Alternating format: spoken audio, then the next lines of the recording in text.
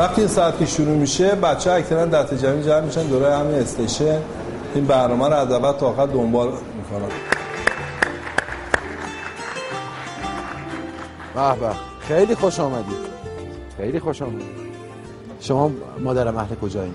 اهل اربیلم. شما هم اهل اربیلم. وقتی بغلم بود شیر میخور ازم گرفتم، یعنی بغلم بود داشت شیر میخور ازم گرفتم بردم. میتونین دلیلش رو تعریف کنین؟ گفتن سوخته و مرده. دور از جون بگین من برم ببینم قبرش کجاست، کجا اتفاق افتاده. نه نمیذاشتن. من دارم یه ذره یاد سریال پس از باران میافتم. یه ذره مجید شهرزاد و بزرگ آقای تو شهرزاد میافتم.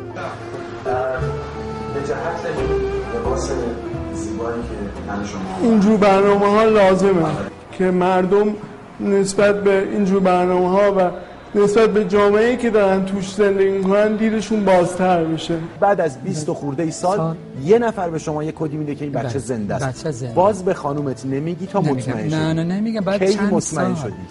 1 سال و نیم پیش تقریبا. سلام علیکم. خوش اومدین. من پیداش کردیم، دیدمش، از دور که دیدمش این پسرم راه میرفت، پسر بزرگم، یعنی تا چون دیدمش اول خودم یعنی ایشون منو معرفی کردینا. خلاصه آخرش یه شب که با هم بودیم، تنها بودیم، عکسایی که گرفته بودیم بچه ها رو گفتیم، عکس داخلی آلبوم گذاشته بودم، نشونش دادم، گفت اینا، گفتم امیده. بعد ولی خب میگه می هفته طول کشید، زمینه آماده کردم تا دیگه تا صبح نه اون خوابید نه من، هر دوتامون گریه کردیم. کاش که همه قصه ها و سریالایی که میسازن یه مفهومی به اسم ناپدری میگن، همش هر رویشون بسازن، همش رو واقعا. چی میخوای الان؟ دنبال چی هستی؟ کسی که اونجاست. چی هست اینجا؟ خیلی اصلا قشنگه. یه اجازه من میدی مادرم؟ ما همه دوست داریم اتفاقا خنده شما رو ببینیم، حال خوب شما رو ببینیم، برای اینکه شما هم میدونین چیز پنهانی هم نیست. شما میدونین چرا اینجایی ما انقدر پلیس بازی در آوردیم، خودمون از خودمون دیگه ناراحتیم انقدر این اتفاق افتاده. نمیدونم پیمان جان چقدر زمان داریم؟ مادرم احساس عجیبیه دیگه واقعا، بعد از 36 سال آقا پسر گلتو قرار رو ببینم. آخرین جملاتی که به امید گفتی شما یادت میاد مادرم؟ وقتی بچه بودی؟ وقتی ازم گرفتم بردن دیگه ناامید شدم، گفتم دوستت دارم، انشالله موفق باشی.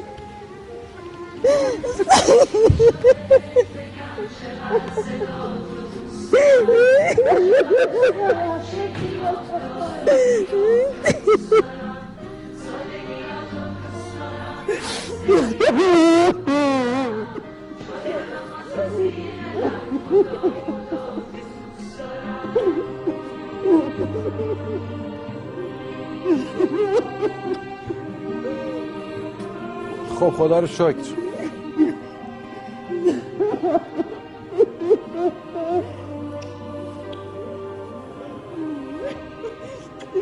باش حرف بزن مادرم، باش حرف بزن.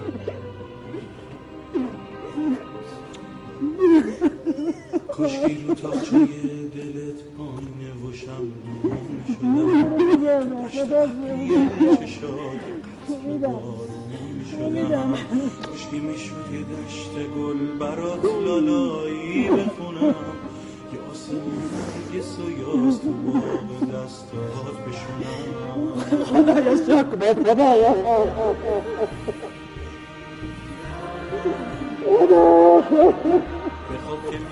بچه صندلی برای امید بیاریم.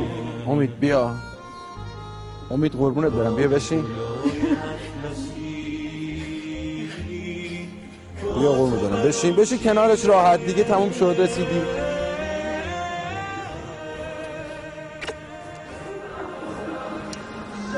امید داد، خیلی امید داد، نه ناراحتی نداشت، امید داد. چقدر شبیه من. خیلی آقا امید مبارک باشه. خیلی مبارک باشه.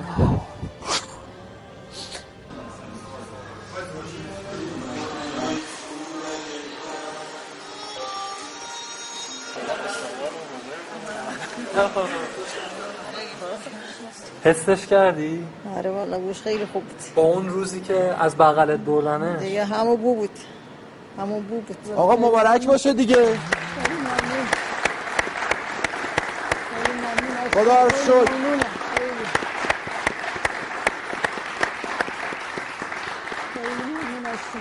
غیر از عکس چی داشتی تو این سال ازش؟ تو این سال اولش که یه بلیز و یه شروالش داشتم، شب و روز با اون میکردم قشنگ.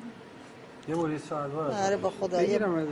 آره می‌خواستم بگم بیا نیورد ما یه بلیز شلوار داشتم به یه عکس. به همون دیگه شب و روزم به همون میکردم. که گفتن که مثلا سوخته و مرده دیگه من از این ناامید شدم. فقط قلبت امید داشتی یه روزی ببینیش باورت شد یا نشد؟ والا باورم شده بود و نشده بود همینجوری. ولی خود چند سال بود ناامید بودم، هیچ خبری نداشتم دیگه باور کرده بودم. آها این ماچ داره ها، ایشون ماچ داره ها، آقا رسول ماچ داره.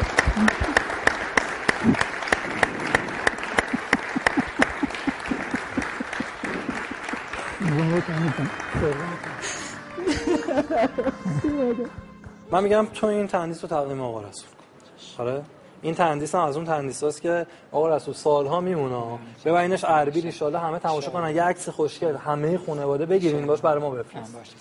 تقدیم فدا. دستم بزنیم بالا همینجوری. دیگه رسیدن یه مادر و پسر بعد از 36 ساله و این حسه، این قابه که من دارم میبینم چند میلیارد قیمتشه، این نگاهه چقدر قیمتشه واقعا. خدا رو شکر که به گم شده زندگیتون رسیدید.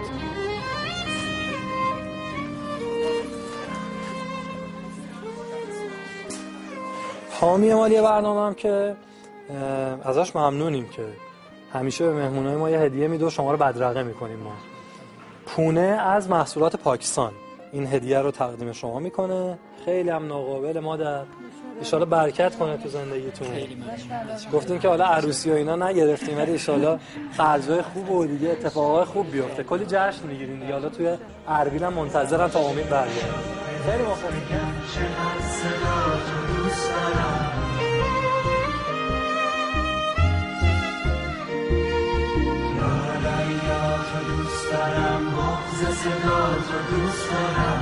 مادر